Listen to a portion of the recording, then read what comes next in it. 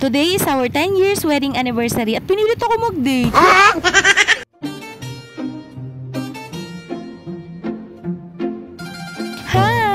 So, ayan, hindi ko alam kung makabuluhan tong isi-share ko ngayong araw. Hoy! Isang dekada na nga ang nakalipas mula nung dinarag ako na yan magpakasal. Tinutukan ba naman ako ng perdibli at lagot daw ako pag hindi ko siya sinipot sa altar. Ay, ako na may matatakutin, kaya ayan. As of now, ay hindi kami magka-ship. Panggabi ako, siya naman pang-araw. Time check, ay pas alas 5 na yan ng umaga. Kakalabas ko lang ng trabaho at siya naman papasok sana ng alas 6. Aba, ay nagpaalam daw ang tukmol na alas 8 siya papasok ngayon. Maalala ko'y saktong sahod niya pala kahapon, kaya malakas ang loob. Sigurado ka ba dito sa gagawin mo? Nuknukan pa naman ang pagkakuripot mo. Tsaka hindi naman ito yung gusto ko. Huy! Ayaw, di ma. A big thank you, Lord, for all the blessings to our family. Salamat po sa pagkakaloob sa amin ng mahabang pasensya. Hanggang ngayon ay napapagtiyagaan pa naman po namin ng isa't isa. Shoutout sa baby Tristan ko na malayo sa amin dito. I love you.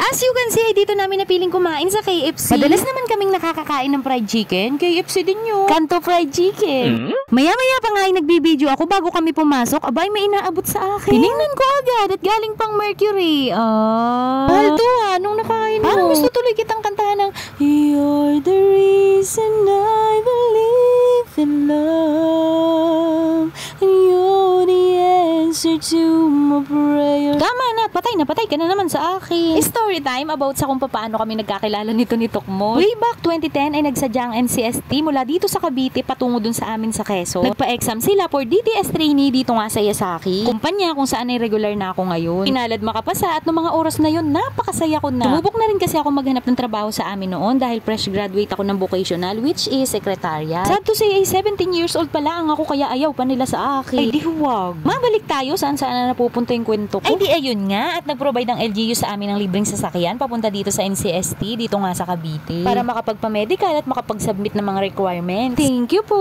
Nagkatabi kami sa jeep na iyon. Ay mahihiluhin ako, hindi ko namamalayan ay nakakatulog na ako at napapahilig na ako dun sa best friend ko. Siguro nangangalay kaya kinalaunay dito naman sa kabila ay nandun nga si Christian. Abay pag inaalis ko siya naman yung sumasandal sa akin. Naging mahihiluhin na rin si Luko. Tapos isa dami-dami ng stopover na tinigilan namin. Kada papasok na ng jeep ay ako ang hinahanap at ako daw yung katabi niya. Ay, para. Nito mag-asawa na nga kami, sabi niya unang kita pa lang daw niya sa akin, ramdam niya ako na yung mapapangasawa niya. Parang nagayuma ako na ito. Ayaw, di ma. To make the story short, ay nasettle ang lahat at naging magkaklase kami ng dual. Pero hindi na kami naging magkalinya nung napunta na kami sa EMI. Doon na nagsimula, almost 3 years akong niligawan niyan. Katwiran daw kasi niya sa buhay niya, pag may tiyaga ay may nilaga. At saksi lahat ng mga naging ka-boardmate niyan, pati na rin lahat ng mga naging ka-boardmate ko. Gaano yan kapatay na patay sa akin? Naalala ko nga nung nanliligaw pa lang yan sa akin dun sa probinsya. Ay di nakakainom siya ng mga kapatid, ng papa ko at ng mga tiyuhin ko. Ay nabili naman ng pulutan, yung tigpipisong chichirya.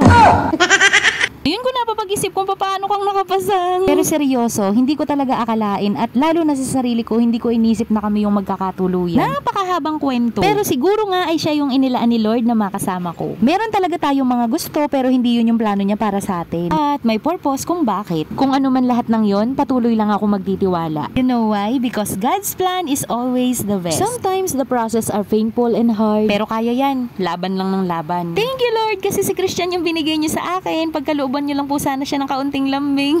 Grabing sarap talaga na itong mga gantong bawal. Yung makakakita nga ako ng mga ganito para laging nang aasar. Ay kakapikon kaya kinakain ko na. Magagayak na kami pa uwi at salamat sa mga nanood lalo na sa mga nakarating hanggang dito sa dulo. At kung hindi pa kita followers, follow mo naman ako. Yun lang, tapos na.